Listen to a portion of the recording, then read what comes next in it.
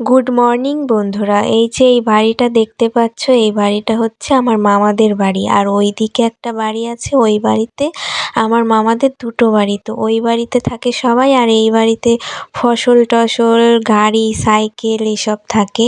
আর রাস্তার এই দিক দিয়ে চলে আসলাম আমাদের বাড়ি, এই গলিতে।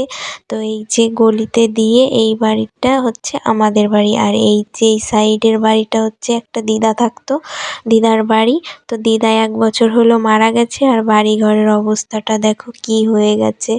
তো যাই আর ওই যে দেখো আমার বাবা মামারা সব মাঠে থেকে বাড়ি আসছে ধান কেটে। আর গ্রামের বাড়ি তো এই রকমই হয়। তো এই যে দেখো আমাদের এই যে বাড়ির সামনে ঢুকতেই একটা বড় আম গাছ। আর এই আম গাছটা একদম গেটের মুখেই। তো এই যে এখানে থাকে হাম্পি দুটো আমাদের। হাম্পি দুটো এখন কি করছে, বা কাউকে না দেখতে পেলেই ওদের মন খারাপ হয়ে যায় মনে হয়, ওই জন্য ওইভাবে আছে মুখটা। আর এইখানে ওদের খাবার দাবার থাকে, এখানেই কাটে। আর এই যে আমার ভাইয়ের সাইকেল এখানে পড়ে রয়েছে, আর তুলসী রানী এই সাইডে আছে। আর এই যে বড় একটা কাঁঠাল গাছ ঘরের সামনেই। আর মামার ওখানে বসে আছে মাম্মাম। আর এই ঘরে এই যে আমাদের উনুন টুনুন এই ঘরেই আছে। আর মা এখন খাবার দিচ্ছে, মামা বাবা ওদেরকে সবাইকে খাবার দিচ্ছে। আর এখানে দেখো দড়ি দিয়ে মাম্মামের জন্য একটা দোলনা করেছে। আর ওপরে এই যে রসুন পেঁয়াজ থাকে ওপরে। আর এই যে এইদিকে এসে দেখো এটা একটা কাঁচা পায়খানা বাথরুম, আর ঘরের ভিতরে আছে পায়খানা বাথরুম। তো বাড়িতে দুটো দরকারও হয়, দুটোর। আর ঘরে ঢুকতেই চলে গেলাম সিঁড়ির ঘরে। তো এই যে দেখো সিঁড়ির নিচে কি থাকে দেখো, এইখানে একটা বাক্স থাকে। তো বাক্স তো সবারই দরকার হয়, কাঁথা টাথা কম্বল টম্বল রাখার জন্য। আর আমার মা যেটা বলবে সেটাই কিনবে, কিনে তো কোনো কাজ করবে না, রেখে দেবে কিনে কিনে। আর এই যে এই জিনিসটা দেখো ওয়াশিং মেশিন, তো এটা কিনে 2 দিন মতো জামা কাপড় কেচেছে আর রেখে দিয়েছে, আর কাজ করে না। তো চলে আসলাম এইদিকে।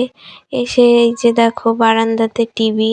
তো আগে ঘরেই ছিল টিভি, এখন বারান্দাতে রেখেছে। আর এত বড় বাড়িতে দেখো আমার জামা কাপড় কীভাবে ব্যাগের ভিতরেই আছে।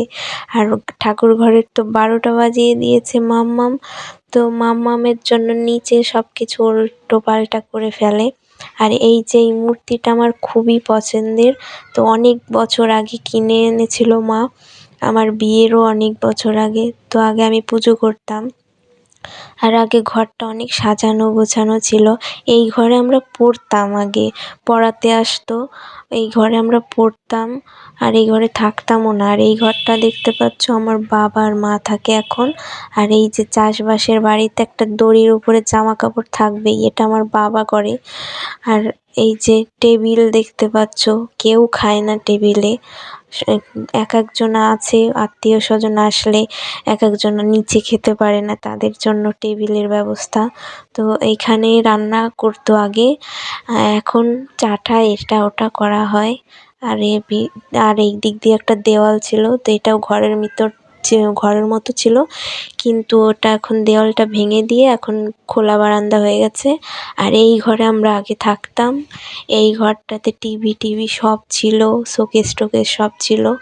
এই ঘরটা আমার বিয়ের আগে, আমার বাবা যখন দুবাইতে ছিল তখন আমি মা ভাই এই ঘরেই থাকতাম, এই ঘরেই আমাদের বেশি স্মৃতি।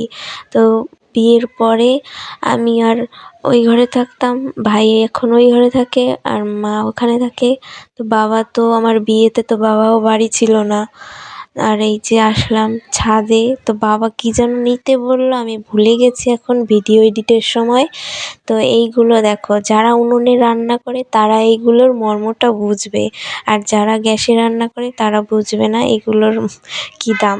তো যাই হোক, বাড়িতে তো উনুন আছে, উনুনে এইগুলো রান্না করতে খুবই সুবিধা। তো এই যে ইট পাতিয়েছে, কারণ ধান কাটা হচ্ছে, ধান বাড়ি নিয়ে আসলেই অনেক বিচুলি হবে, পালা দেবে। তো এই হচ্ছে আমাদের বাড়ির অবস্থা।